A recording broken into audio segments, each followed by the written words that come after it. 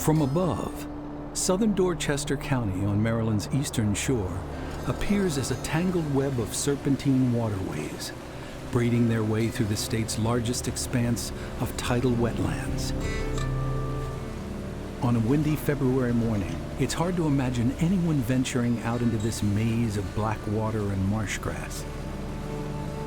But for Dorchester native Justin Aaron, February is prime season for trapping muskrats. We're in Wallace Creek in Dorchester County. We're going to go out in the marsh and check some traps.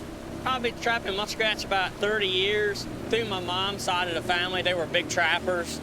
They taught me when I was a kid how to trap.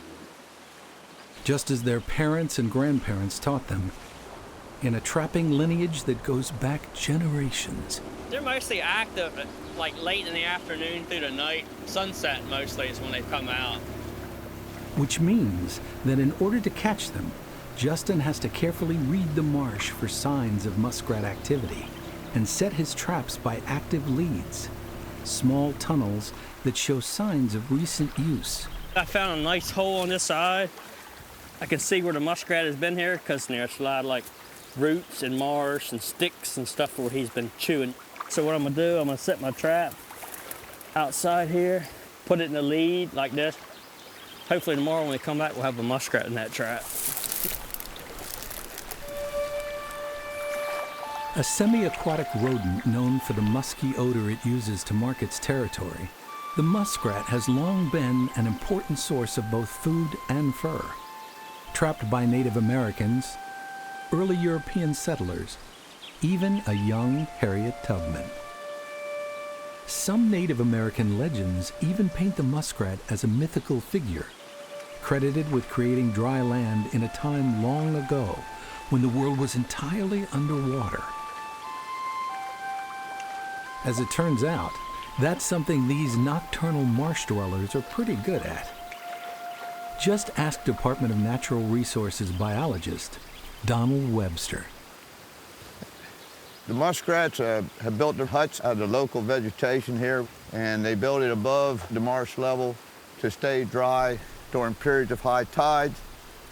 Like Justin, Donald was born and raised in this area and has been trapping muskrats since his teenage years. It's part of our local culture. It's something I think people do like they would crabbing or fishing or hunting.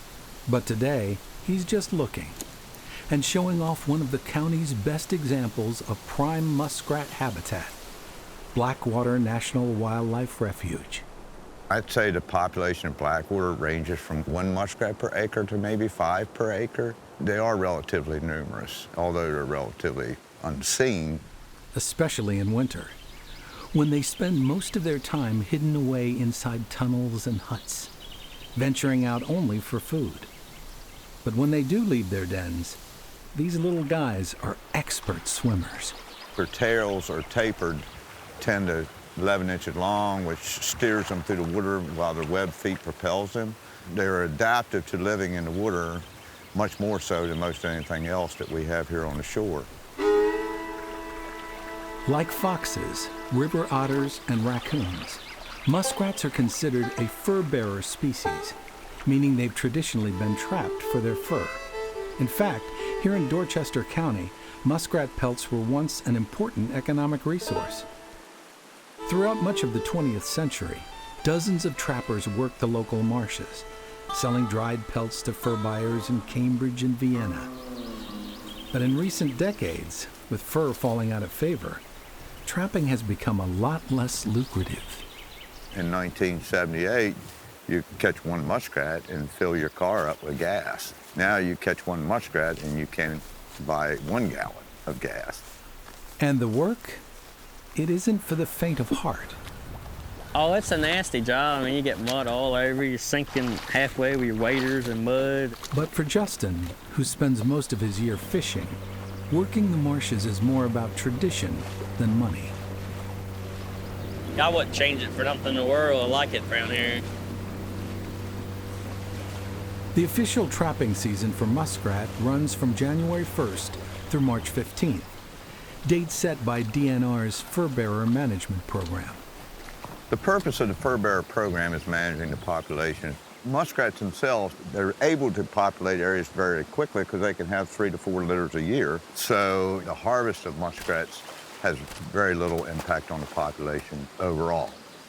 The muskrat, when it hits the trigger here, the trigger will activate. Most of what Justin traps will go to fill private orders for muskrat meat. Slow cooked, it's a local delicacy. The old timers love it. I mean, they love it. They can't get enough of it when they eat it.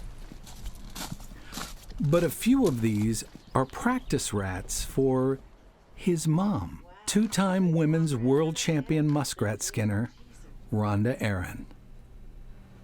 This afternoon, she's getting ready for the 2020 championship, which will be held tomorrow night at the National Outdoor Show, the county's annual celebration of muskrat history and heritage.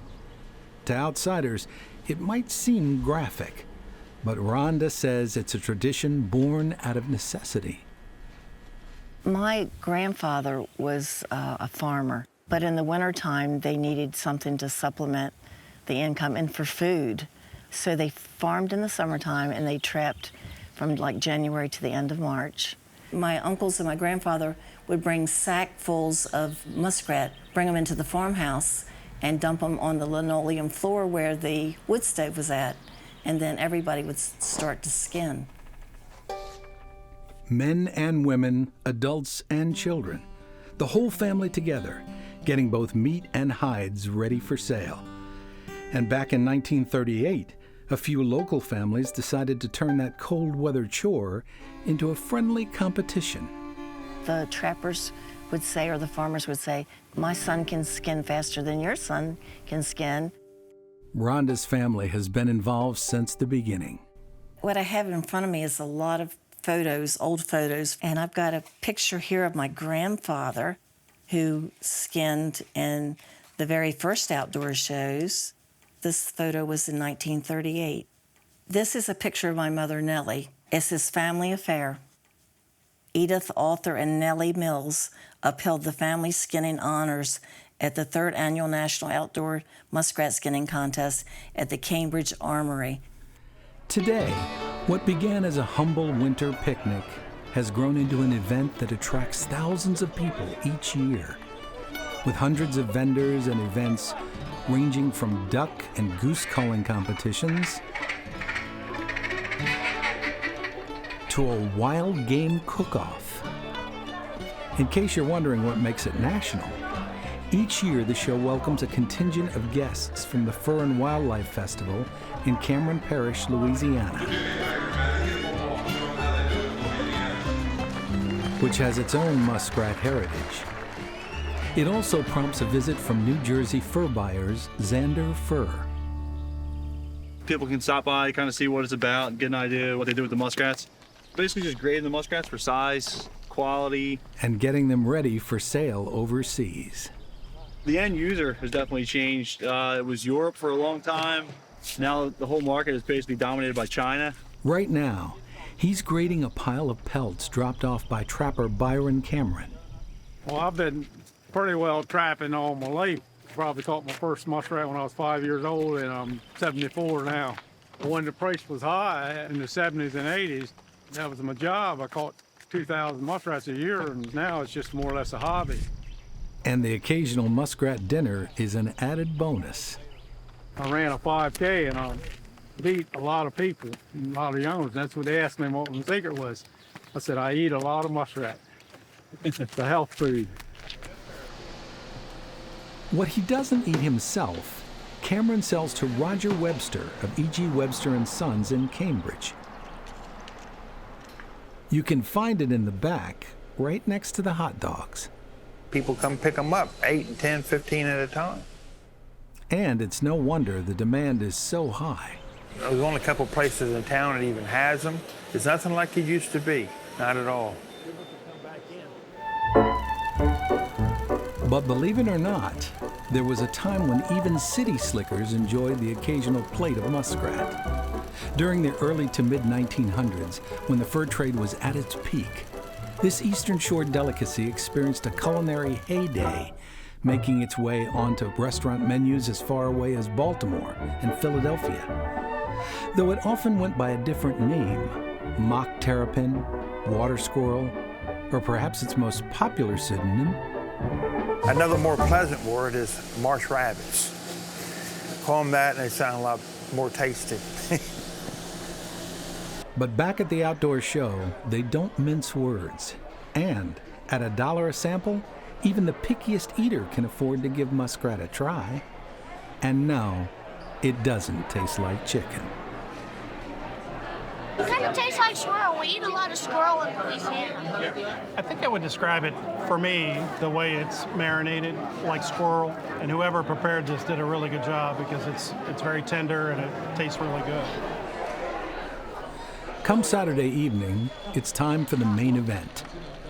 There's the presentation of Miss Outdoors, winner of the show's annual pageant, a rowdy bead toss to celebrate the guests from Louisiana, and finally the trap setting and skinning competitions. The crowds may be a bit bigger than they were back in 1938, but one thing hasn't changed.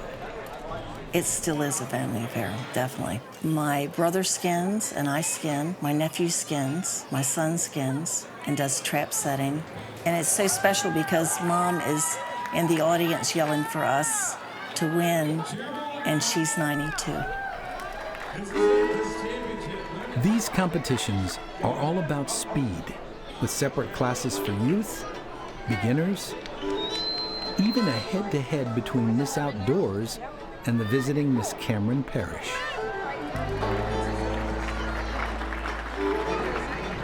That was awesome. But the loudest cheers are reserved for the fastest skinners of them all, the contenders for the men's and women's world championships. Rhonda won back in 2016, but she's facing stiff competition. Once all of the contestants are in place, the announcer gives the countdown. Ready, set, go. And they're off. When I'm skinning, I don't hear anything. You can't skin against the other competitors. You have to skin against yourself. In just a few minutes, it's over. And while Rhonda didn't nab the gold this year, her family isn't going home empty-handed. The 2020 World Muskrat Skinning Champions are her nephew Dusty and his wife Dakota. And in the end, it's about more than just bragging rights. In our area, it's more about tradition. Our families have always done it. They had strong beliefs in the trapping, and that at the end of the season they would make a little money and they would feed a few people. We feel that way also. We try to carry that tradition on and hope that we're doing a good job of it.